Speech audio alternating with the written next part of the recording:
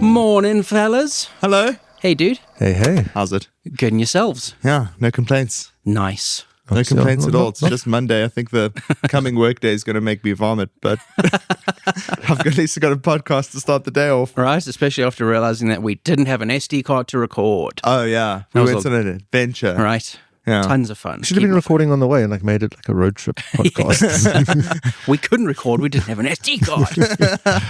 Oh, irony. All right. Welcome back, everybody else as well. Hi. Thank you for joining us today here in our little video store. Mm-hmm. We have a Cole Matthews. Hello. We have a Gad. Hey. And we have a me. Hey, Graeme. Hey. You've got to get your name in there, dude. The boss is away, so we get to play. Yes. Yeah. Rusky is away, so we are left in charge. Is he on a holiday? I believe so. Oh, good for him. What else do you do in Limpopo? Unless you live Isn't there. Oppie in Limpopo? Who? What? Wasn't Oppie in Limpopo? Oppie? Yeah. Yeah, I guess so. Back in the day. It's about that time. He's just showing Leslie where he used to party. His stomping grounds. All right, today at the video store, we are going to be discussing the new Steven Spielberg film, Disclosure Day, Yeah. Toy Story 5. I want to talk about the new James Bond video game. Okay. You've been watching Monarch Season 2, I have. and Gad's been watching the Among Us TV show, which is a thing. Yeah. Oh, as in the game? Yeah. Okay, that's going to be interesting. Which Wild. isn't for kids, and I watched it with the kids, so... Oh, that's fascinating. Cool. That's misleading. But before we do that, we're going to do our usual little news segment. Hey, did you guys see? Nice. So, who wants to get going? Who wants to start? Who wants to go first? Hey, did you guys see the trailer for The Social Reckoning? I sure did. Okay, what did you think? Social did you see it? Reckoning? The Social Network sequel. Oh, I saw a poster. Or an directed. image. Directed and written by Aaron Sorkin. Yeah. I think I who might wrote be the first film. I might be one of the few people who that movie's just fun. Really? Social Network. I'm like to me, it read just so real, and I was like, okay. It's like I watched a documentary, and I'm like, okay. Okay. Yeah. Okay. I didn't take it like a dramatic kind of piece of art in terms of a movie. I don't know. Yeah, there was a point at which I must have watched The Social Network I think 20 times in 2 months. Oh, right. I was just obsessed with it in film school, and I would Yes. study it. But yeah, everyone's going apeshit over Jeremy Strong's Mark Zuckerberg. It's which kind of is- perfect. It's insane. Yeah. It is so on point. So does it target a specific moment in Facebook's history? Yeah. It does. Actually, it's the Facebook files. Yes. It's not like that political scandal where they influenced voting. Yes. Can't remember what that's called. Yeah. But yeah, it's the Facebook files of the event. Okay. And Just whenever I think of David Fincher, I just think of Panic Room in that. I think it's the opening shot where he goes through the handle of the teacup, and I'm like, it's just the stupidest thing I've ever seen. I've got CG. Yeah. Yeah, so I hope to have some of that in this movie. Yeah. But great trailer.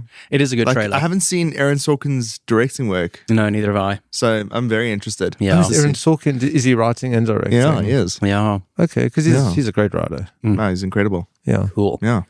I have two pieces of Ridley Scott news. Hey. Hey, did you guys see that Ridley Scott, as well as Glenn Close and a guy named Floyd Norman, we can get to that, are being awarded honorary Oscars? Okay. Yeah. Okay, good. Has good. Ridley Scott got an Oscar? Never gotten an Oscar. Yeah. Not even Which for is- Gladiator. Nope. They just won Best Picture. It won Best Picture, and it was one of the few movies where he didn't take a producer credit.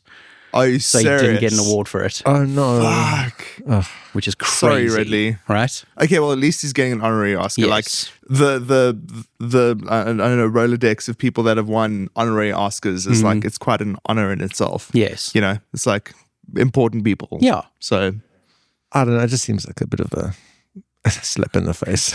it's also just like, oops, we made this mistake where we didn't give you awards and we were supposed to. Yeah. So let's give you one now. Yes. Like, thanks for nothing, guys. Like, I'd be like Marlon Brando and send that Native American lady to accept or something. I don't know. But Floyd Norman, who's also getting one, was Disney's, or is, he's still alive, is Disney's first black animator. Wow. He goes all the way back to Sleeping Beauty. That far? Yeah. Jeepers, that's incredible. Yeah. Cool. That's pretty a cool wild. name to know. Yeah. Well, I'm glad the first black animator was like not like from Toy Story or something. Yes. Yeah, exactly. That would have been worse. I think he worked on stuff all the way up to like Monsters Inc. So he had a long career. Jeepers, that's Yeah, amazing. That's Good for pretty him. cool. And he always came, like, whenever people like accused Walt Disney of racism, this guy like always came to bat for Disney. Really? Yeah, he's like, bullshit. Really? Yeah. He just didn't like Sure. Jews. Yeah, that was the only racist part of him. Yeah. Yeah. You know, there's actually no evidence to support that. Everyone always says he's like a Nazi sympathizer and stuff. Yes? No evidence whatsoever to support it. Serious? I Literally think it was. nothing. I think it was just a general vibe that all corporations supported the Yes. Nazis, and it just held over from the Cold War. I think people mixed him up with another American industrialist from the exact same period of time Yeah. who was a Nazi or at least was very anti-Semitic, who was Henry Ford. Okay. Also coming up at the same time in like the 1930s. Yes. Building money, and he was very anti-Semitic. Jeepers, man. No, Henry Very Ford sucked in more ways than one. But I feel dude. like Disney, out of all the corporations, because people are like, "Oh, Disney's woke now," and I'm like, Yes. Disney has always been just like going with what is popular Exactly. at the time. Exactly. And it's like if woke is popular, they woke. They If, follow Yes. trends. yeah, it's just they haven't changed in that regard. So Yes. why is anyone No, their surprised? DNA is the same. Yeah. Yeah. Yeah. And then the other piece of Ridley Scott news is, hey, did you guys see Ridley Scott is set to direct an adaptation of Treasure Island with Hugh Jackman as Long John Silver, written by the guy who wrote Adolescence. Whoa, that is so much information to take in. Right? Adolescence was that TV show. Yeah. The whole one-shot Have you TV guys show. seen the Lord of the Flies series? No. What? Yeah, the Adolescence guy did Lord of the Flies. Yes. After Adolescence. After Adolescence. Is it like faithful to the book? Apparently. Okay, Cool. because that Yeah. book was traumatic. Yeah, no, Yeah. fuck, dude. Which that is sounds- learning about it in the actual book. That was like our first set book in high school. Yeah. Yeah, we never got it as set work. Yeah, I did it as well. It was That's, really good. Yeah. Punch. Yes. My Yeah. asthma. Youngins. Yeah. Yeah. I'm keen for that. So am I, dude. I'm very Is it keen gonna be for a another one take? Treasure Island. One-take Treasure Island. Real-time Treasure Island. Because that's what we need. That was Yes. the pitch. I'd love to hear what Ridley's pitches are. Yeah. I'd love to sit in that boardroom. Does he even pitch anymore? Does he No. just like go into boardroom and say, hey, I'm making this? Yeah, give me money. Peace. I wanted producer credit just in case what wins this time. But Jeepers. that's fascinating. Like an 88-year-old Ridley Scott directing like a swashbuckling pirate adventure movie. Yes. I mean, hopefully Wild. there are no shark arenas in this one. I mean, at some point, like you're 88 years old, totally unrelated, but I had a guy come to fix my fridge who's Yeah. like a friend, my brother's friend's father. And this guy's like not young, but he like came and he just brought his guy. This guy didn't lift a tool. Right. He's just like told the guy what to do, fix the fridge. There you go. And I'm like, yeah, that's Good that's, for you, bud. Is that what it's like for Ridley Scott? It's just Probably. I love Ridley Scott's old man energy. It's Oh, very yeah. much man screams a cloud. Where he's talking about why kids won't watch his movies and they bomb at the box office. What is the one with the sword fighting? Yes, The Last Duel. Yeah, I didn't watch that. It's was really great. good. Well, okay. Last Duel's fantastic, Yeah. dude. It is so good. It's in like I keep on saying top 5 Ridley Scott, but then I'm like, no, it's probably top 10 because it's a dense list. It's definitely the worst sequel to Duel. That's quite definitive. We actually also, did you guys see, we got a second trailer for The Dog Stars, which is Ridley Scott's next film. Oh, no, I don't think I've seen the first trailer. Okay, you should check it out. Okay, what is it Looks about? pretty good. It is a post-apocalyptic movie. It's based on a book. Is this the Jacob Elordi movie? Yes. I have seen the trailer. Okay, it's a Okay. Ridley Scott film. Fuck. Really? It's just like this guy that has no chill. Just No. like enjoy your He's like the Twilight busiest years, person buddy. in Hollywood. Yeah. Like he, by far. He literally never stops working. Yeah. He will die on a film set. Absolutely. 100%. Like Oliver, what was his name? Reed. yeah. Oliver Reed died on his film set. Yeah, well, not on his set. while filming the movie. in a bar. yeah. On a Ridley Scott Yeah. movie. on the deal that he made with Ridley Scott that he wouldn't be drunk during, Yes. like he wouldn't be drunk on the production. Yeah. So he just wasn't drunk on set. Exactly. He'd go Oh, to that was bars during every night. Gladiator. Yeah. Oh, I remember this. And then he was challenged to a drinking game by a whole bunch of sailors Yes. that were in port, like Yeah. in the town where they were shooting. And he was like, fuck us, and then died. Yep. He, like that drinking game killed him. Literally. Yeah. What a way to go. Right. But it looks interesting. I think it looks pretty cool. It does look pretty cool. Yeah, so it's post-apocalyptic. Well, most of the world's population have been wiped out by a virus, Yes. which seems appropriate. And it seems like there's like this little sort of colony of people who's like Jacob Elordi, Josh Brolin, Yes. Margaret Qualley, this little group, and Who's this Jacob Elordi? What has he been in? I don't he's Wuthering Frankenstein. Heights. Yeah, Frankenstein. Okay. He's Frankenstein. Okay. He Very was tall Saltburn. Yeah. He was the tall, hot guy in Saltburn. Oh, that guy. Okay. Yeah. Tall Australian man. Yeah. But they get like a radio signal from somewhere else in the world, and it seems like he wants to go investigate it. But Josh Brolin is like isolationist, like we're safer if we stay isolated, something along those lines. Apparently, the book's really good. So I must get into reading books that become Yeah, movies. same. I used to do that when I was young. yes, Like if I knew a film adaptation was coming up, I'd always read the book. yes. Who has 75 hours these days? I love how that's the amount. It's going to take me 75 hours, dude. I gotta read carefully. It's like if you don't concentrate and you miss a line, it's just like you've just Like you have to wasted the reread whole it. book. Start again. Wild.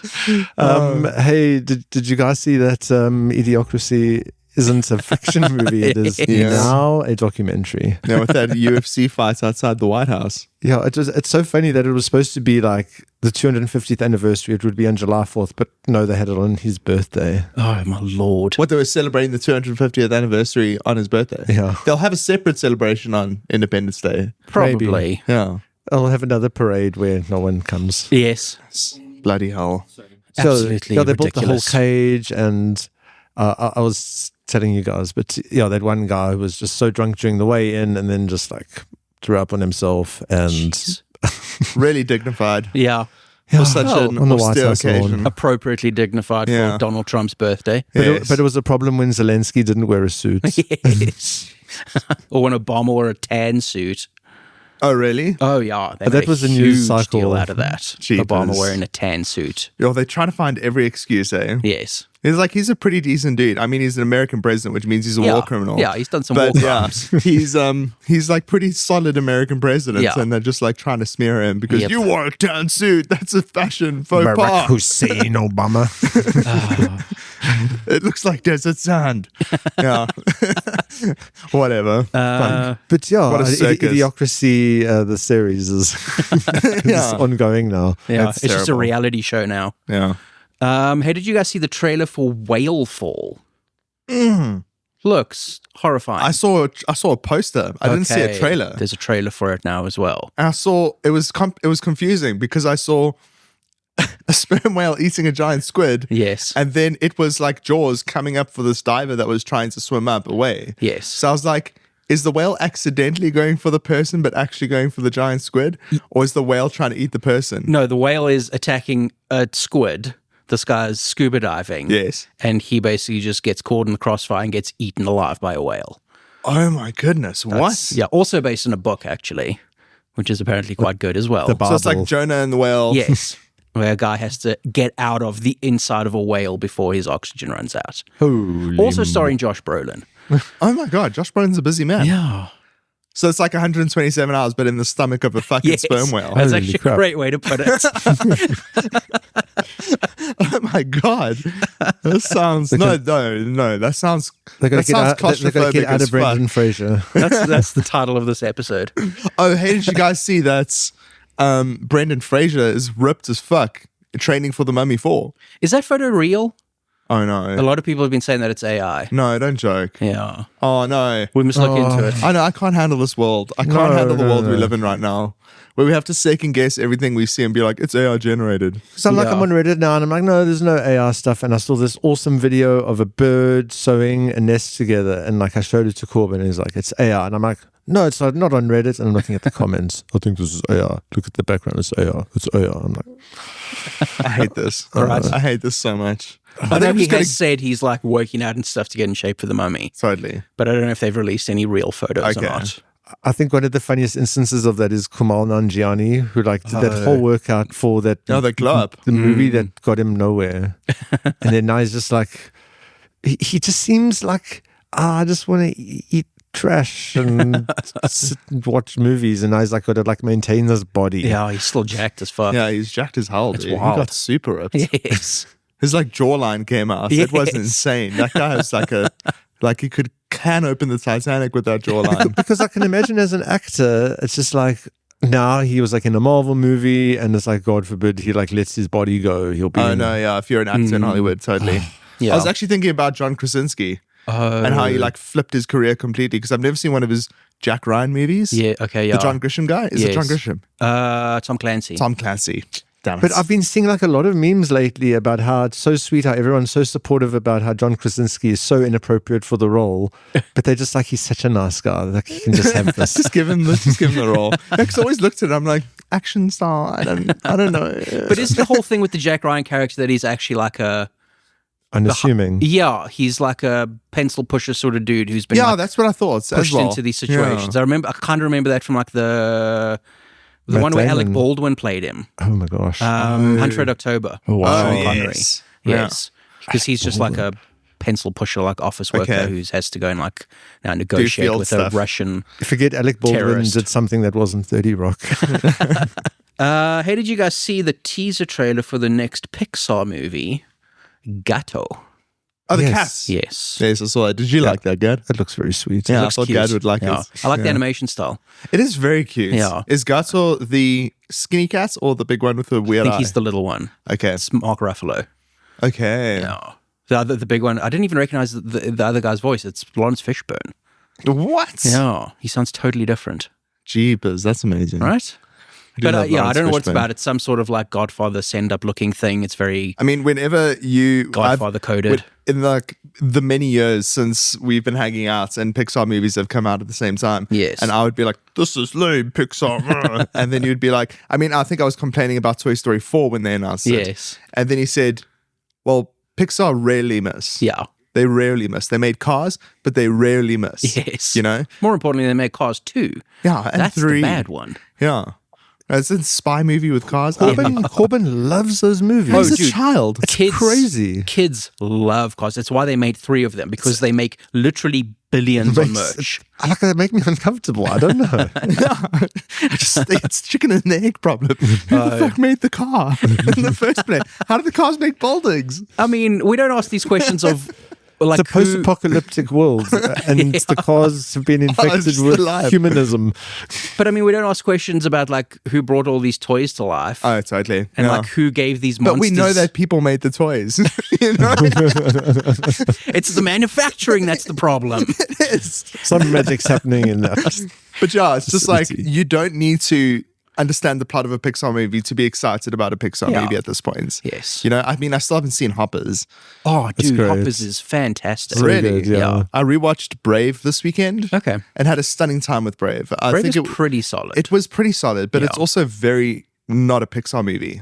It is quite different. It's so different for them. There were a few Yeah. I missed, like Elio. I don't think I watched. Elio Elio's is gorgeous. pretty good. I think Onward was the last one I kind of saw. I enjoyed Onward But as there was well. a whole Yeah. bunch after Onward till recently that I've missed. Okay. Yeah, it's like Elio, Onward, Brave. I feel like they have solid movies that are always like a little beautiful proverb or a tale about life. Yes. But then they have these stuff like The Incredibles and Inside They Out have like and Toy the Story. sequels Yeah. and the like original stuff. Yes, yeah. Which I know they've kind of said they're focusing more on sequels now, but that kind of doesn't seem to be the case. I'm actually kind of happy about the amount of original films I'm seeing because I was a bit disheartened when I heard the news post Inside Out 2 becoming the highest grossing American animated film. Yeah. Because then they were just like Incredibles 3, Toy Story 5. Yes. You know? Because the next 4 upcoming movies, okay, so Toy Story 5 is out soon. Well, it's out this week. The next 4 movies are 2 sequels and 2 originals. Okay. So it's Incredibles 3, Coco 2, and then Gato, and then a movie called Ono Ghost Market. cool. Which Catchy is, title. Yeah, it says inspired by Asian myths around supernatural bazaars where the living and the dead interact. Cool. Yeah, so it's like they're like splitting original films and sequels. But I mean, which even is good. something like Toy Story 5, which is obviously like named after a sequel, Yeah. did not feel like the first 4 movies to me. It was very much like a Jesse story. Like, Well- I know why they called it Toy Story 5. Well, let's talk about Toy Story 5. Yeah. Nice. It's out this week. Gad and I got to see it a little bit early. Cool. So we saw it last week. I spilled my popcorn twice. I was so excited. Twice? Twice. I got the first one. Did you spill it again? No, well, I spilled the first one outside in front of everyone. I was humiliated. Felt so bad. The guy's like, just take another one. I went in, I just had butter, it wasn't enough salt. So I'm like, I have to go put more salt in. I ran out, and as I ran in, the popcorn thing hit the table and like a quarter of it spilt on the floor. Oh, no, Gad. So I'm like picking up, because like, it's fine, just go inside. I was like,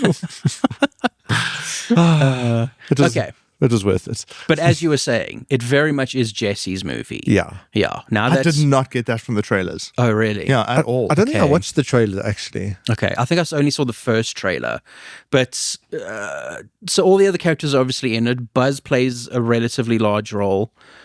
Woody is not really in it that much. He's very much a supporting role in this one. Okay. So it's not like the idea that Toy Story 4 kind of ended his story Yes. still kind of holds up. Okay, good. Thankfully. Good. But this one is kind of about what you get from the trailers. Bonnie, who's the new kid who they introduced at the end of Toy Story 3, in 4, now in 5 again, is basically given a tablet, an iPad-like device, which is also sentient.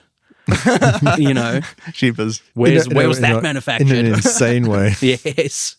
And now it's the dilemma of, kids these days don't play with toys, they play with electronics. They're Yeah. like, kids are on screens all the time. Right. And some people have like decried this, like, oh, why would they do this in Toy Story? It's like, how can you not do this if you're making a modern Toy Story movie? Yeah. Like, how can you ignore it? It was Absolutely. so well handled. I think they did do it quite well, yeah.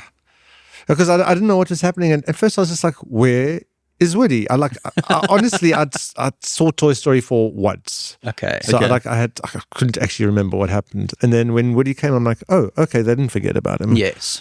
So, but yeah, it was definitely, it could have been a Jesse story. Yeah. Like that could have been the movie.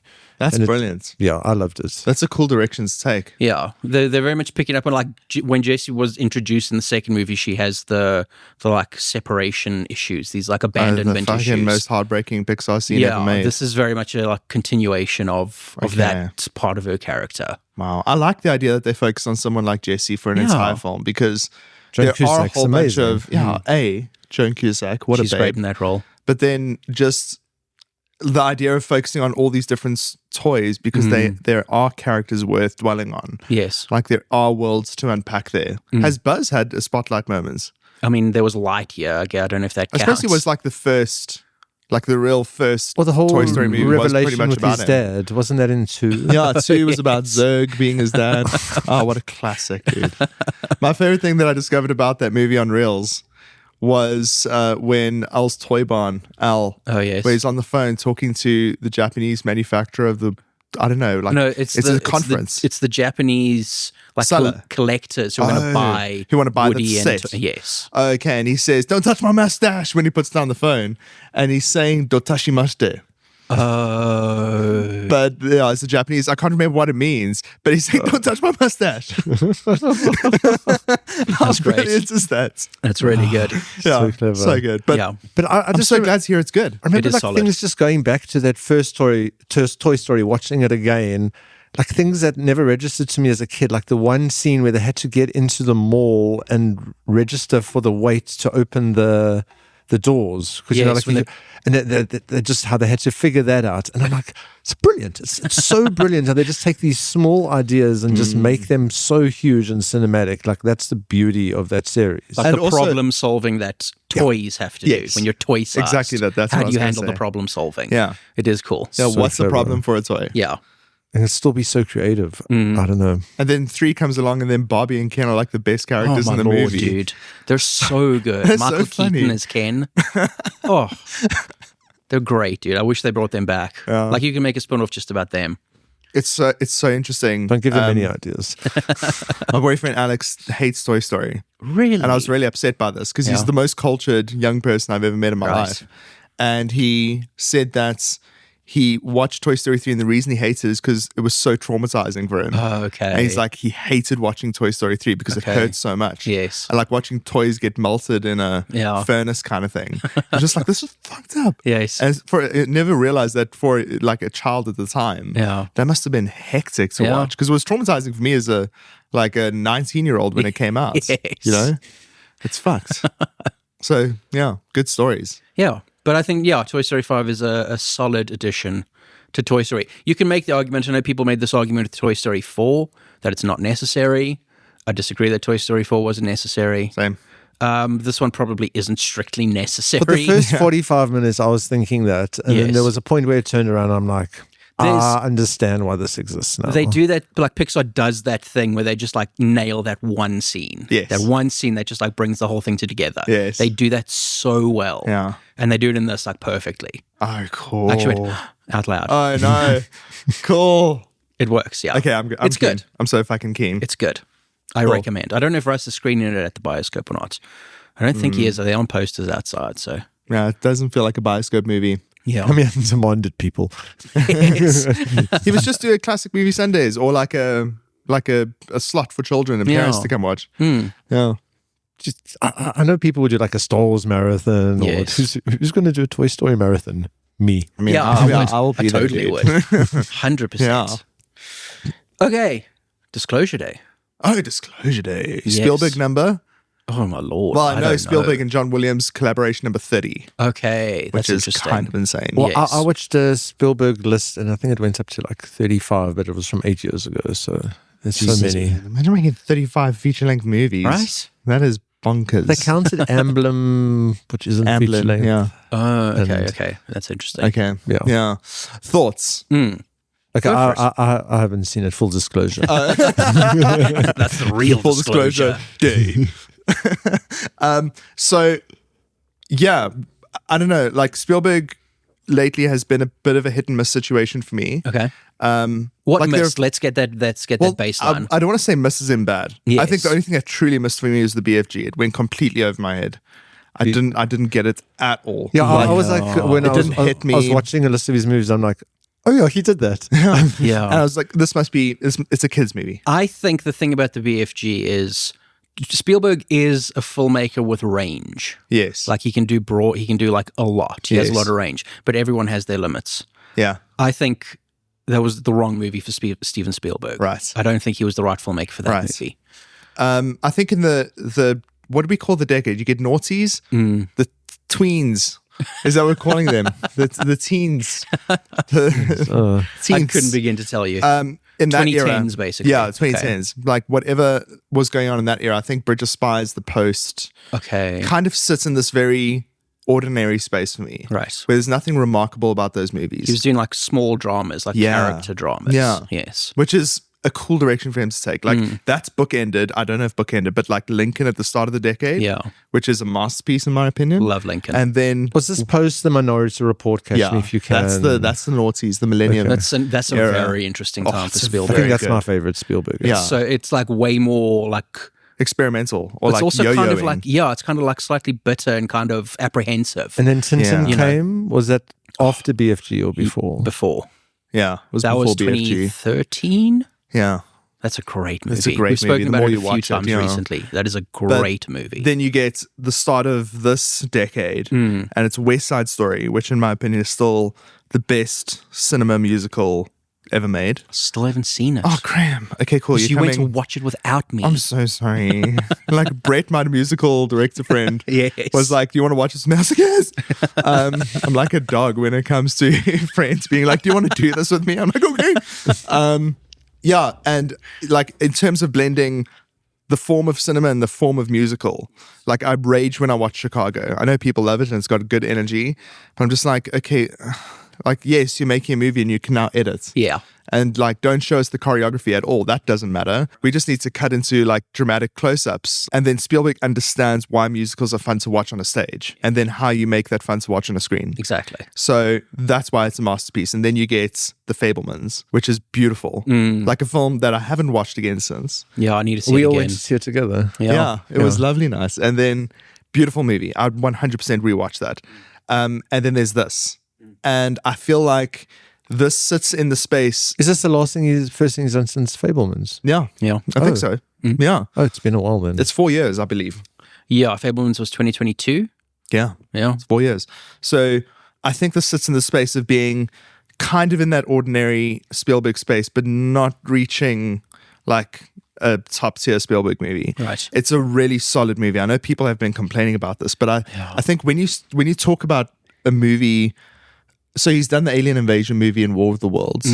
He's been the first encounter alien movie with Close Encounters in E.T. Yeah.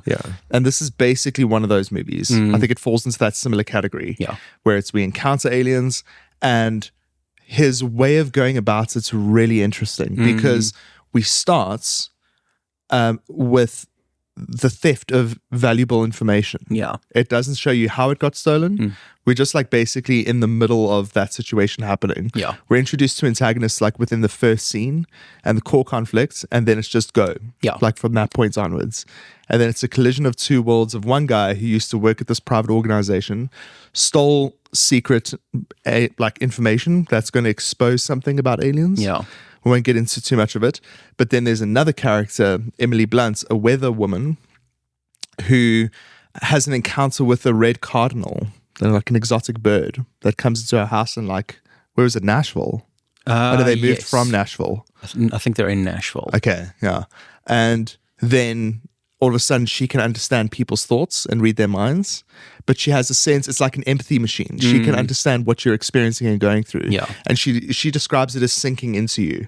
When she looks into your eyes, she can just see what you are and who you're going through. So she has a few moments where she runs into people, and then this cop pulls her over, and then he says, she talks about the way he should apologize to his wife because she said this thing, and she loves it when he does this thing, so he must do that thing. And just what the fuck? How do you know all this stuff kind of thing? And she and him are basically two prongs in the solution to aliens communicating with people on Earth. Yeah. They are the method through which they unveil themselves to people, because it's clear through the evidence that Josh O'Connor has unveiled or going to unveil that aliens have attempted to make contact with people but failed repetitively and also been abused. And you have the Roswell program and the United States UFO program, whatever. And the cool thing about this is that it's not a government thing either. Yes. Which is really interesting. It is interesting. Because Spielberg's all about adults as secretive, manipulative villains and organizations covering truths. Yeah.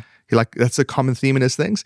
But this time it's a private organization. Yes. It's like post Ready Player One, where that guy was trying to take over the Oasis. Yes. It's very much that, where Jurassic there's a Park corporate was like interest. that. Oh yeah, of course, as well. Yeah. So he's also got this skepticism towards big tech or big companies.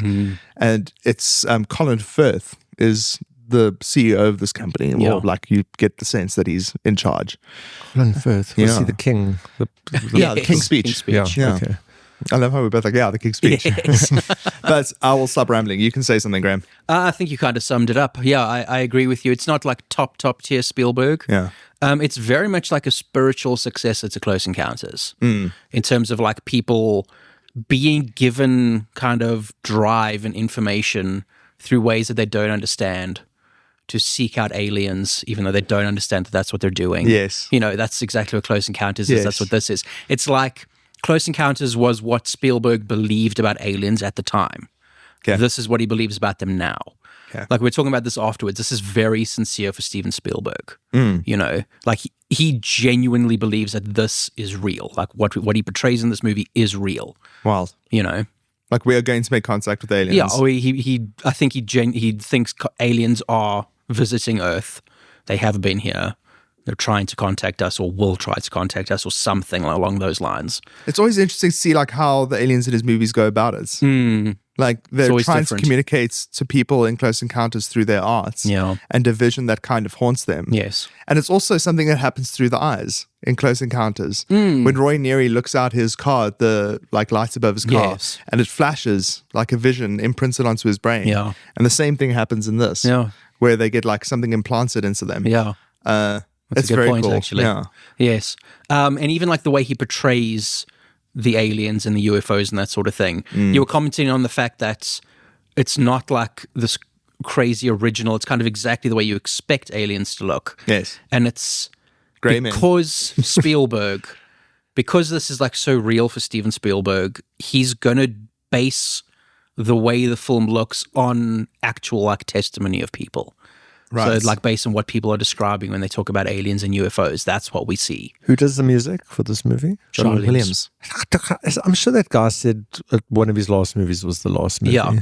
Yeah. He Indiana came- Jones was supposed to be his last I thought one. Fableman's was his last movie. I don't know. Yeah. And he's a whole of like 95 years old. Oh, dude. Yeah, I'm sure crazy. he's even more Ridley Scotting it than Ridley Scott. Yeah, absolutely.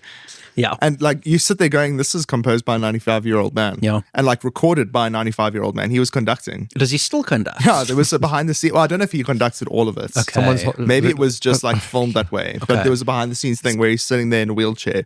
It's a Weekend Like at Disney Bernie's conducting. sort of situation. Was Weekend at Bernie's. I don't get that. But the whole concept of the movie is Oh, like this hope guy's not. basically dead, and they have to go a whole weekend with pretending that he's alive. Oh my so like, they God. put sunglasses on him and like waving That's his arms terrible. around. What's that Arnold Schwarzenegger line where he hits that guy in the face in the plane and then puts a hat on him? He's like, "Excuse my friend, he's dead tired." But it does have, speaking of the music is more minimal than is typically the case with Steven Spielberg. It's calmer. It's more subdued. Yeah, and there's a lot less of it. Like I was surprised by the long stretches with no Yeah, music. sparse. It was Yeah. sparseness. That fucking car chase. Which one? Oh, yeah, true. There's two. But there's the points where they find him, he steals a car, they race okay. across a field. Yes. And you think about Spielberg's ensemble Is the staging. alien racing? No. Is it two humans? No, it's one Okay, guy this is against already like less exciting. five. it's one car against like 5 Secret Service cars. Yeah. It's like an alien spaceship versus 3 cars. Pew, pew, pew. That's the And- movie I want to see. You think about his ensemble staging and how well he makes people move within a frame without cutting Yeah. and changes frames, and you see like this orchestration of a group of people happening in the frame. Yeah. And the synchronicity of how these cars and camera move together Yeah. when it like tilts up, and you see the 5 of them like gather around him. I immediately thought of the Nazgul from Lord of the Rings when you see them yes. coordinating around Arwen when Yeah. they're racing to the ford. It felt like so. It just like it's orchestrated. Yeah. It's like constructed, and it's so well done. Even like leading up to that, the scene where he actually like steals the car. Yes. There's this long tracking shot Yes. that follows him like sneaking along the fence, and it goes like around like through the fence. And then it Yes. follows him up and like tracks through as he gets into the car and gets into the car with him. It's like this long, because something about Steven Spielberg that I really like is these days one-ers are like a thing. And they draw attention to themselves. Like they're like a big deal. Like you do a one-shot fight I did scene or not. I did not whatever. pick up that was a winner. Exactly. That's what I was Yeah. going to say. His like one-shot things don't draw attention to themselves. No, it at doesn't all. feel like a winner. It's all motivated. It's all like really just natural, like blocking and composition and everything. The only time I noticed the camera was when when it went behind the car. Yes. Yeah. Yeah. Do you know? Like when it was in the car seat, like Yes, and it went okay. behind his head. There. Yeah. And that must have been CG. They must have had like a removed car piece because they went around this side of the headrest on the driver's side. So where the car door would be, Yeah. they went around the right of the headset from the back. Yes. Okay. And 2 in front of him. Okay. I was sitting there going, but you didn't see, we weren't outside of the car. We were inside of the car. So either they removed the panel Yeah. or it's a CG like Like exterior. David Fincher's DOP. Yeah, exactly. Going through what, God? Your favorite? It's the handle of the teacup. It's just like, what the fuck? Why? Because you can. It's just the POV exactly. of a flower? Why is this motivated? Look, But I think to like what Gad was just saying now about a car chase with UFOs and shit. yes. I think this is why some people are reacting negatively to it. Because Right. that's the kind of thing they're expecting. They're expecting like a big alien movie with aliens and UFOs and Yeah. all this sort of thing. But it's if you've seen Close Encounters, it's much closer to that. Yes. In terms of like how much of it there actually is. Yeah. It's about the people. Oh, this makes sense why Perrin didn't like it. Oh, did Perrin not like it? Because he doesn't like Close Encounters. I'm going to have a fight with Perrin. Yeah. I heard that as well. And I was like, if there's one Spielberg film I would have picked that you would have loved, it would be Close Encounters. Like I haven't seen Close Encounters for maybe 15 years. I absolutely adored it. I really it's hope brilliant, I'll dude. still enjoy it if I watch it again. No, it's still lovely. Yeah. Yeah. So highly recommended. If you're a Spielberg Totally agree. nerd, it's a small sci-fi that's grand in its scope. Because Spielberg's always about like trying to find a vehicle through which to tell a grand story in terms of the character's experience of it. That's probably very poorly worded. But this is about empathy. Yes. Like the whole movie is an empathy story. Yeah. It's about how we empathize with creatures that we don't understand and how you do that poorly through antagonists Yeah. and how we're meant to do it. And it's through understanding people. Yes. Yeah, the final word I'm still thinking about. I'm trying to understand. I think it's interesting. Yeah, it's I like very it. interesting. It's very cool. Yeah. But favorite Spielberg movies? Ooh, I mean, Close Encounters for me. Jaws. Close Encounters, Jaws. It's like, for me, it's like Minority Report. Like I absolutely love that movie. It's a banger. It is a good so one. good. It's a banger. Yeah. Maybe even Duel. Like for me, Oh, wow. Wow, really? I've like never been more like hanging onto my chair watching a movie. I heard Right. Mark Kermode. It is Mark Kermode. I don't know what the story is, so I don't know. I can't confirm it's that. the opening scene of Jeepers Creepers. The YouTube film critic. Okay. Yeah, I can't remember. Sorry, we'll correct this in the captions. But it's his YouTube review. I was watching this, and he talks about the train sequence in this. Won't give away too much. Okay, yes. He There's a little bit of it in the trailer. Yeah, he compared it to The Duel. Okay. And he said it's a truly nail-biting action set piece. If you've seen Jeepers Creepers, the first 10 minutes where the truck's trailing behind the couple, Yeah. that's Duel for like 90 minutes. Okay. Cheapers. Yeah, it's terrifying. Okay, cool. Love it. That's one of the Spielbergs I've never seen. Yeah, Yeah. same. Yeah. I've actually made a list of like the ones I haven't seen that I need to. We must just have a day. Sugarland Express. Which Sugarland Express, Always, and Duel. Yeah. And 1941. Yeah, 1941. Yeah. So there are 4 Spielbergs we have to watch, Yes. basically. I've Sugarland watched all of Express them. is very cute. I actually had it on DVD, I think. I think I don't know. I'll say, because I know everyone's going to say Indiana Jones, E.T., Jurassic Park. Yeah. You know, or Schindler's List, Saving Private Ryan. Yeah. Mine are West Side Story, Lincoln, Jaws. Okay. I Yeah. haven't seen Lincoln. Lincoln is so I good, need dude. to. It's so brilliant. It's so good. beautiful. It's very Tommy Lee Jones. painterly. Yeah, it's very painterly. Yeah. All shot with natural lights. One of those movies. Yeah, Tommy Lee Jones should have gotten Best Supporting Actor that year. He should have. 100%. Yeah. Lee Pace is also great in that movie. Yeah. Lee Pace It's is the always horrible, great. horrible racist, Yeah. but he's so good at it. He's so good at being racist. And What a wild Rorschach. sentence. Jack Earl. Jack Earl Haley. Jack Earl Haley. Yeah, he's also very good in that. And we're just listing the cast now. What's that guy's name? Jared Harris. Jared Harris. Oh, the dude from Chernobyl. Grant. Ulysses Grant. Ulysses The S. general. Grant, I think, yeah. Yeah. But anyway, yeah. Yeah, it's incredible. it's Sally so good. Field's amazing. Everyone in that movie is incredible, We dude. like Spielberg. Yeah. We love Spielberg, We love guys. Spielberg around here. Yeah. Okay, so here's the one for you. What's his worst movie? You know, I was watching this list in the movies in order, and they put like The Terminal like very low. What? Okay. I really like The Terminal. Don't love The Terminal. I grew up watching it with family. It was like a family movie for me. I think it's like the most, I think egregious is the right word, version of his sentimentality. Yeah. I think it's just it's too saccharine a little bit. And I think because that movie kind of came out in that same period of Minority Report, War of the Worlds, Munich, it felt like he was like he had to do something kind of positive in that same period. I grew up Right. watching Hook. I absolutely adore that movie. Love Hook. Same. Like I recognize its problems, like it has glaring problems, but it's a hell of a lot of fun. It's so Bob much fun, Hoskins. dude. It's really I think me. low-key, Bob Hoskins is incredible. I'm going to put that in John Williams' top 3 Spielberg scores. Dude, that score is so good. It's unreal. There's It's, there's that like live concert. It's on YouTube and that sort of thing. yes. And it starts with a piece from It starts Hook. with that Hook intro. Oh, it's beautiful, dude. I hate all those French beautiful. people sitting there with like blank expressions in that concert. I was sitting there going, who the fuck do you think you are? You're Please watching send me a John link Williams. to this concert. Dude, it's stunning. It's so good. Yeah. All I've been watching is Parcels on YouTube. What's Guys know Parcels? Parcels? They're an Australian band. Oh, okay. They're amazing. They're like electro pop, and they've got 4 vocalists. The harmonies. Oh, I'm just ranking Spielberg's Letterboxd by lowest.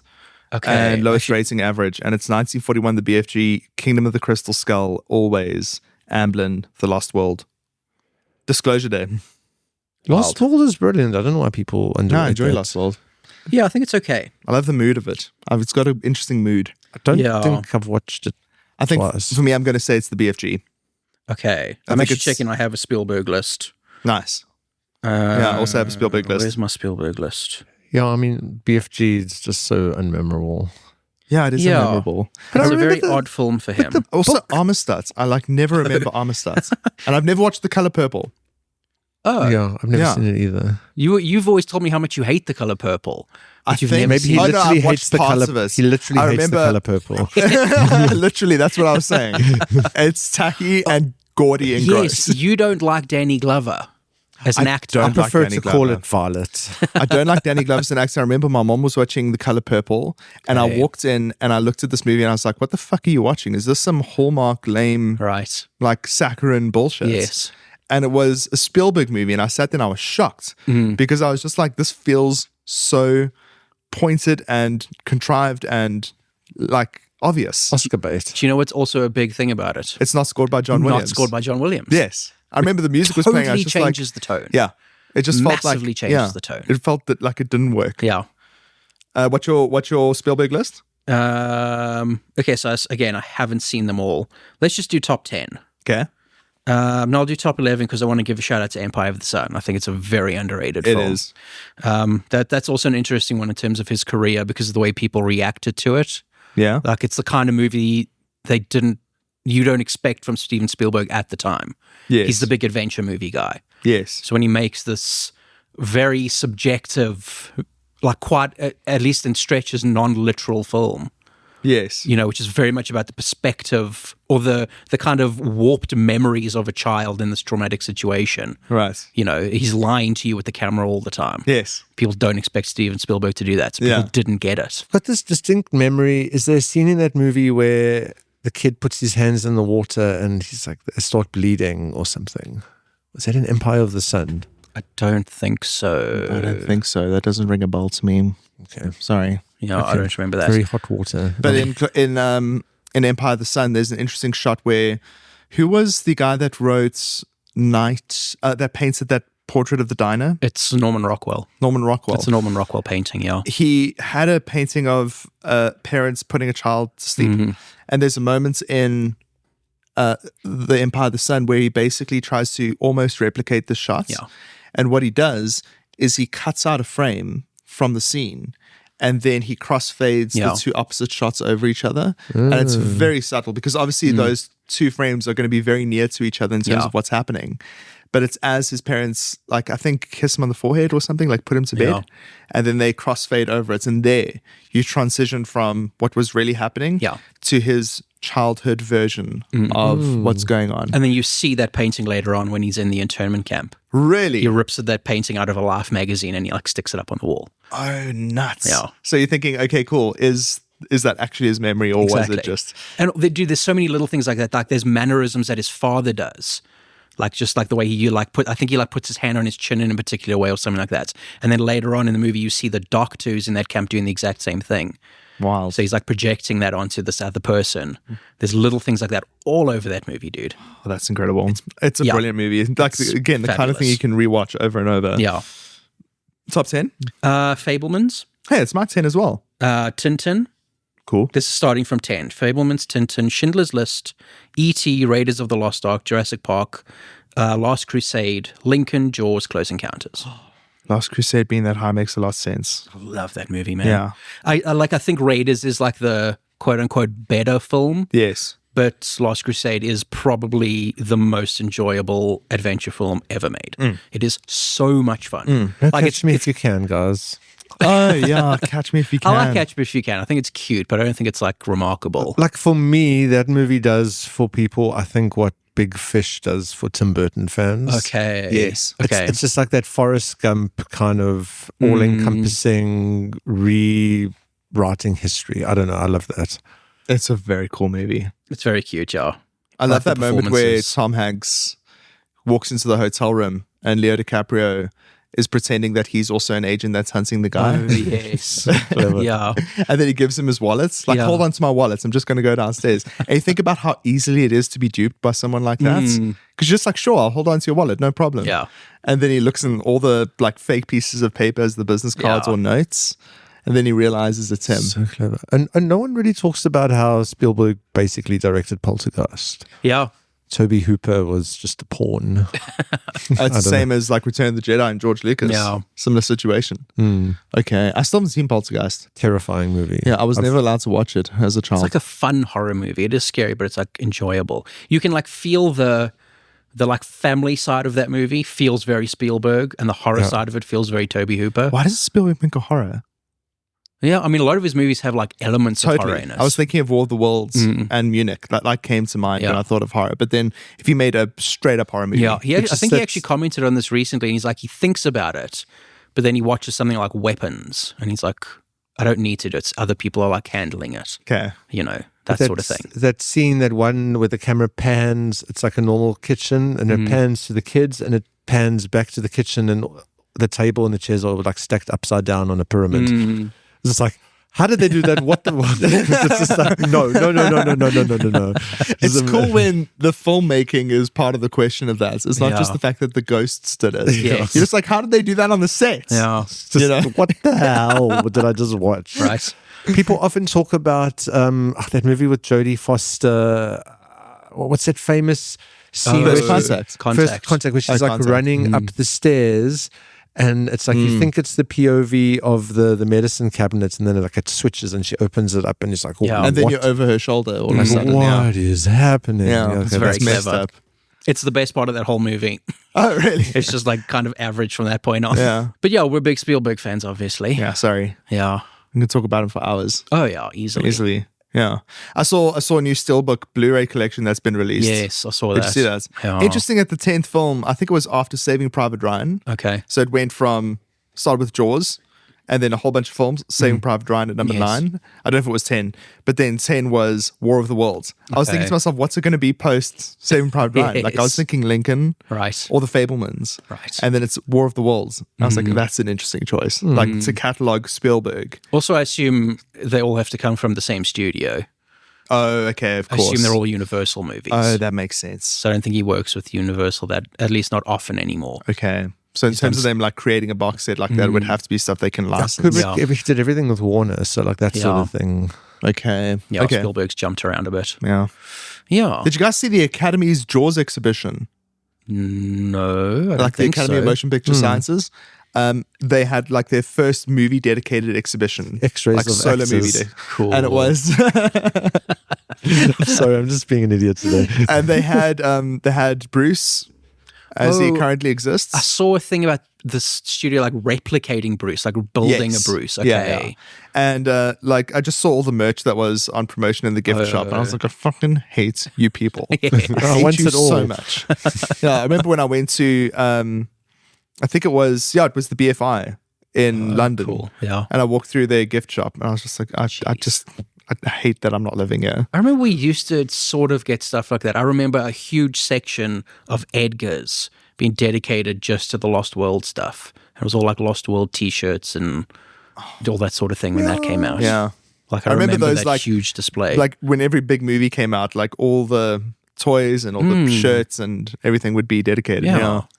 Yeah, it's lame. Yeah, I don't know. Maybe it's just lame. that we're not noticing it because we're not kids anymore. Maybe. Yeah. But I don't really feel like it's happening anymore. No, I don't think it happens the same way. Lego set of the thing, and yes, it all exists. Yeah. Although they had like a section there when we went to watch The Mandalorian. There was like a section at the theater that was like Mandalorian toys and Lego and that sort of thing. Okay. I was like, what do you do with this? How do you buy this at a movie theater? Yeah. Very odd. Okay, what's next? Who wants to talk about? You wanted to talk about Among Us. Yeah, it's like a 10 mini series, I guess, on one of the streamers. It was a cartoon show based on the game. And like very interesting, like Elijah Wood has a part. Oh. Patton Oswalt. Okay. Yeah, like a great Phil Lamar from Futurama. Oh, yeah. So very like prolific brilliant actor. voice cast, great premise, so violent. Right. Because like, have you played Among Us before? I've seen gameplay of it. Yeah. So it's like it's brilliant. There is like a traitor or someone, an infiltrator, and the deaths are like gruesome for seriously? cartoons. Yeah. I think it was rated PG. I was watching it with Corbin, who's like 10. So it's like, but I mean, that's the game. He's like, yeah, that's how they die. Yeah. Like the one character just has the bone sticking out of it. I don't know. Yes. I've seen that. Okay, we should explain the premise. So yeah, it's basically they are like these characters, faceless characters. They're all identified by their colors, and they're on a mission to transport ore. And one by one, the crewmates are dying, and they have to figure out who it is. And in the original game, every time that someone dies, there's a vote.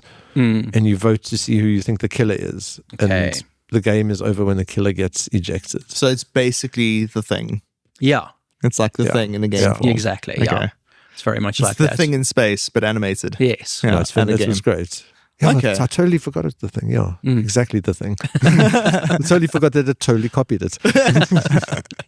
But that game's interesting because it actually came out like 3 or 4 years before it got popular. Oh, wow. Like it had been out for years, and then all of a sudden, for some reason, it picked has a up on moment. streaming. Oh, not on streaming, on like Twitch streaming. Streamers were playing it for whatever reason. So I think and where became it kind huge. of peaked is AOC played Oh, yes. Among Us, I think with Hassan.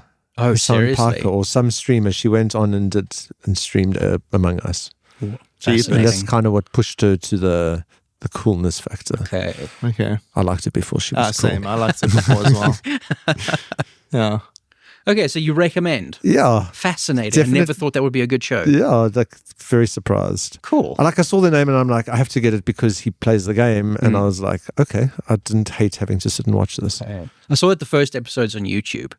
Oh, yeah. If you want to watch the first one, Okay. at least. It's great. Nice. I'm watching the second season of Monarch Legacy of Monsters. I think it's the subheading. Yeah. And it's, I was so underwhelmed by the first season. It's And okay. It's okay. Yeah. It's just okay. I mean, like I thought What that compels you to watch a second season if you're underwhelmed by a first season? because I'm constantly convinced by the fact that the best combination in cinema history is Kurt Russell and Godzilla. Like that has to be good.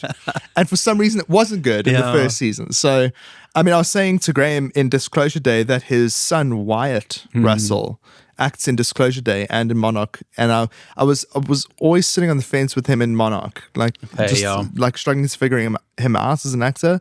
And then he was fantastic in Disclosure Day. He was so good. He had such great personality and character. And it's just that the show poorly defines characters. They don't have personalities and traits. You're right.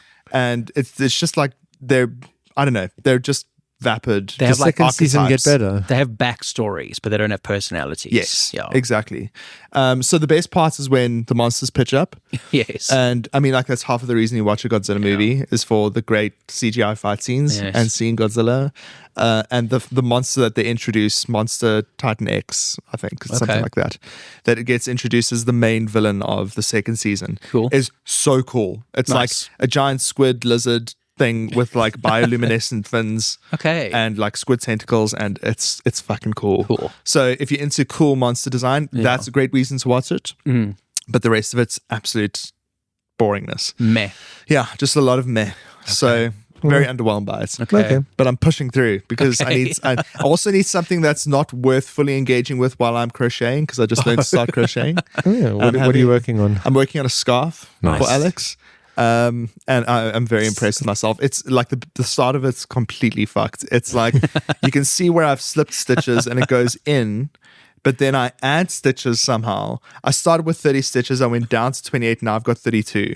So I don't know how I've done that. But then, Averages out, man. It's for all anyone good. that knows crocheting, I started off with I think it's called a half moss stitch. Okay. And then a waffle stitch. I switch between the two. And it's a Alright. stitch that looks like a waffle, basically. It's really cool. Okay. Nice. Yeah, so Nice. building that scarf. And I was so annoyed because my mom got me for Pride Month, which was really cute. I was like, that's fucking adorable, Yeah. Mom. She went to Arthur Bell's and she knew I'd been talking about starting crocheting because I'd loved doing it in school. Okay. And she bought me a cake, which is what they're called. It's either a skein or a cake Okay. of wool. So if it's presented in that like Oh. infinity symbol, it's called a skein or a skein. I think Yes. it's pronounced skein based on how it's spelled. Okay. But when you do it in a wool roller, it turns into a cake. Okay. And she bought me this cake of pride colored wool that like goes from yellow to red to purple, like all the colors. Oh, in like one thread. Yeah, in one thread. Oh, cool. So it's not like you don't have to combine different threads to Yes. like create a multicolored thing. And I saw it and I was like, I felt so bad because the first thing I said is, that's tacky. I was like, oh, but thank you. I understand Yes. why you got it for me. Yeah. But I'm not going to wear pride things. Yeah. Like, we don't want to wear, you know. We're not proud, Mom. Yeah, we're not proud of this. But it was adorable. So then Yes. I wanted to save that until I could crochet well, so I got a gray to start practicing on. Okay. And then Alex just picked that up and started going. Right. I was like, okay, fine, whatever. I was kind of annoyed. But then at the same speed that I was crocheting, he had crocheted, like now in the past month, he's gone like about 7 woolen blankets. he's 75% of the way through his scarf, and I'm like 30%, 25%. I'm just saying, how do you move so fast? I'm like, we're doing it at the Has same he been speed. doing it for a while? Yeah, he was taught by his mom when he was young to sew, knits, and crochet. So he knows how to do all those things. Nice. Yeah. He's a proper homosexual. Yeah. I can make a pom-pom ball. Oh, cute. Yeah, you take like 2 donut things and you just wrap the wool around. Yeah. My dad used to do it when he was sick. So he would make these like 2 like Fruit Loop things. You'll take two things and stick them together, and then you'd wrap wool. You'll go round and round and round and round and round, just like hundreds of times with different colors. And then basically with a knife, he would go around the edge and split it and then tie a string, and then you'd get a pom-pom ball. Okay. Wild. Yeah. Cool. So that's how we'd entertain ourselves when we stayed at home when we were sick. Oh, that's cool. Yeah. That's a cool parent move. Yeah. Yeah, I don't know. I'm also watching, so that's why I watch Godzilla Monarch, because it's kind of like you don't fully have to engage with it. Yes. And I can like listen and look up every 2 seconds and not miss much, you know, or not feel like it's something I should be looking at. Yeah. And the other thing I'm watching is an anime called Frieren, which all the anime nerds are freaking out about. Yeah. It's on Netflix. Frieren. Yeah, Frieren. It's a very cool story about an elf that used to be part of a party of heroes that went to go defeat the Demon King. But you think that it's a very cliche anime premise, like right there. But then you think it's going to be about like big anime fights, right? But then it's just about these 4 heroes, and now she's got a new party, and those heroes have died, and she's eternal because she's an elf. Oh. So she's eternal, immortal, and now she's going to a new party. So it's this constant flashback to similarities of these 2 different groups, and it's small little encounters that aren't even to do with killing monsters or anything. It's just little small human interactions. So when you watch anime, do you watch it in the original language or subtitles? I've started watching in English. I used to be quite a stickler for watching in Japanese with subtitles, because there's something about hearing it in Japanese that makes it more convincing and emotional. It's just you lose half the visuals when you're looking at totally. So, and then I got convinced when I watched I rewatched Fullmetal Alchemist Brotherhood, which I love. Okay. I've watched so many times, and I watched it in English. And it's because I started watching Critical Role that I started to really enjoy American voice actors more. Right. And then I just wanted to hear what these people were doing. Crunchyroll. Yeah. No, Critical Role, the D&D campaign on YouTube, which you would really love, I think. Yeah, American voice actors play a D&D campaign together. Okay. It's a lot of fun. Interesting. It's insane. Because I mean, one of the only animes I've already watched is Death Note, and I've watched it twice, once in Japanese and once in English, and I can't particularly say which I preferred. Okay. Yeah, exactly. It's a much of a muchness. So, but anyways, all the anime people are freaking out about it. They say it's like the best thing since sliced bread. I'm like, it's okay. I don't really see why everyone's raving so much about it. But if you're into anime, check it out. Cool. Yeah. I want to talk about the new James Bond video game Oh, that just came out. Cool. Well, it just came out. A few weeks ago it came out. I'm so. Is it in line with that original N64 game that everyone loved? No. Okay. It's not like GoldenEye. This is from IO Interactive, who make the Hitman games. Okay. So it's very much along those lines. Okay. Of like kind of openish levels Yes. where you James Bond about. First person. Third person. Third person. Okay. Third person. It is an original James Bond. I think it's the first James Bond game where James Bond isn't being played by whoever was playing him in the movies at the time. Okay, so he's a dedicated game James Bond. Totally original James Bond. Okay. Played by a guy named Patrick Gibson, Okay. who I've never heard of before, but he's been in stuff. But this is origin story right back to the beginning before he was even 007. Okay. So it starts when he's still like in the Navy. Has it come out, the game? Yeah. Okay. Have you played it? Yes, I have. Okay. It starts when he's a Navy airman or something like that. He's on some mission sort of thing. He's literally just like a crew on the helicopter. Things go awry. He's the only survivor. Sure. And then like MI6 like patches in. He's like, we're kind of taking over. You need to do what we tell you to do. Okay. And that's how he winds up being recruited into this. That's a cool premise. Yeah. So the premise is they are reinstating the 00 program. The 00 program has been gone for a while. They're starting it up again with new like trainees. Okay. And he's kind of inserted into these people who are like, it's like a Men in Black situation where they're like the best of the best. Yes. And he's kind of being like picked up, like kind of plucked out of this one random thing and like dropped into the situation. That sort of scenario. Nice. It's very cool. Is it very cool? It is it's a you very play good on game. PC or PlayStation? Well, I played it on PC, but it is on PlayStation. Okay. It's on PlayStation, Xbox. I think it's on Switch as well. But it's really good. That's It's great. It's a lot of fun. Again, if you've played the recent Hitman games, it's not as open as that. It's like more linear in places, and it kind of goes back and forth between linear section and like a more open world level. is too much for me.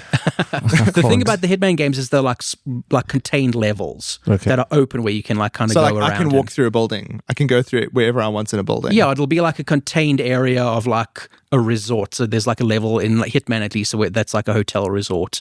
There's one in Hitman, I think it's Hitman 2, which was very much inspired by Knives Out. Okay. So it's like this old English mansion. Cool. And there's actually like a murder mystery that you can solve. Oh, it's like a Cluedo alongside house. like the Hitman, like that's assassination mission thing. So it's kind of along those lines. But again, it's more story driven and more a little bit more linear, at least in sections than that. Okay. But it's great. Patrick Gibson's really good. He's got the right like cockiness and the right brashness, but he's also like very competent. He's got the canonical scar on his face, which none of the movie Bonds have ever had. Oh, really? In the books, James Bond has like a big scar on his cheek. I didn't know that. Yeah.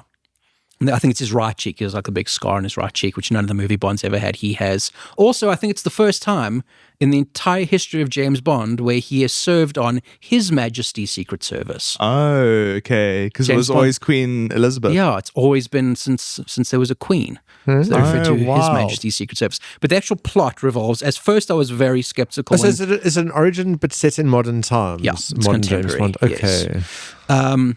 At first, I was like, ooh, I don't know about this. Because, okay, the thing that you learn is that what MI6 has been doing is they have this algorithm computer system that has been like gathering data and then basically making predictions about where there's going to be a terrorist attack, where this is going to be happening. And at first I was like, oh no, they're doing like the Mission Impossible thing with like the sentient AI who's going to like take over the world or whatever. They don't do that at all. Okay, good. Thank God. They treat it totally differently to that. I don't want to get into spoilers into how they treat it, but it's along those lines. Okay. Have you finished And this? Yeah. Okay. They do it. They treat that whole idea much better than they did in Mission Impossible. Oh, stunning. Yeah. That sounds exciting. I mean, It's a really cool game. I need like cool games to get into again. But then Yes. again, I need a console that can play them because everything's on PS5. Have you seen Destiny 2 is basically over? My God, I saw that. RIP. It was so sad. But the expansions are cheaper now. They're like $300. Yeah. So you must get What the does that mean? expansions. So Destiny 2 is a really cool computer game that Graeme and I would play a lot with our friend Grant in England. And it's basically this really cool world where you play. Basically, it's a gun hunter where you try to find different kinds of guns that can do different things. It's a looter shooter. Looter shooter, well done. Okay. And you get special powers in different classes. So you get like a tank character, and then you get like a rogue kind of character and a wizard. Basically, it's like Space Wizards. Yeah. Yeah. Destiny's about a magic space ball that came to Earth and made everyone special. Yes, that's the premise. It's very cool. Yeah, it's very sad. It's just like it's become this like corporate mess that's like completely bastardized it, and now it's gone. Yeah, it kind of like ran out of steam quite gradually. But it's been around for 12 years, and it's Yeah. been a live online game for 12 years. Yeah. Okay. But it's still up. It's still operating. They've just said there's not going to be any more major content updates. Yeah. So you can still play it. The last update was like huge. They added a ton of stuff. Really, Yeah. I think it might be worth like because I still want my PC gaming first person era from my childhood. I want to get like a good PC and get back into first person shooting because I was really good at it and I had a lot of fun. Yes. But I'm just like fucking around on a console and shooting like shit with those damn joysticks. Yeah. Yeah. But yeah, I assume if you have like something that can play it on, it's called 007 First Light. Fantastic game. Brilliant. Yeah. Great. Let's check it out. Yeah. Is that it? Is there anything else you guys want to talk about? That's it. That's it for me. Nice. I forgot how we end this thing. Goodbye. Goodbye. Yeah, thank you for joining us here in our little video store today. If you've made it all the way to the end, And now you can hear Dub from SABC2 say goodbye. I'm not going to find a clip of that. No. If you made it all the way, here's a fun tip. You can use bicarb and super glue to fix anything. Well, there you go. Yeah, I discovered that this weekend. My toilet pump burst, bro. and then I Jeepers, had to dude. fix it like Okay. MacGyver. So bicarb and super glue. Well, bicarb and any thing like dust, salt, sugar, cocaine. I don't know. Sand, Very expensive solution. Dirt. Yeah. It flour. just, like fixes things. Yeah, it's just anything to bind with the super glue, and it like works much better. Okay. Yeah. Okay, So it that has makes sense. texture and okay, cool. Yes, all right. Nice. Yeah. Cool. You can find us at thevideostore.co.za. Mhm. Find links to all our social media and to older episodes. And yeah, thank you for joining us. Thank you for joining. Bye-bye. Cheers. Bye bye.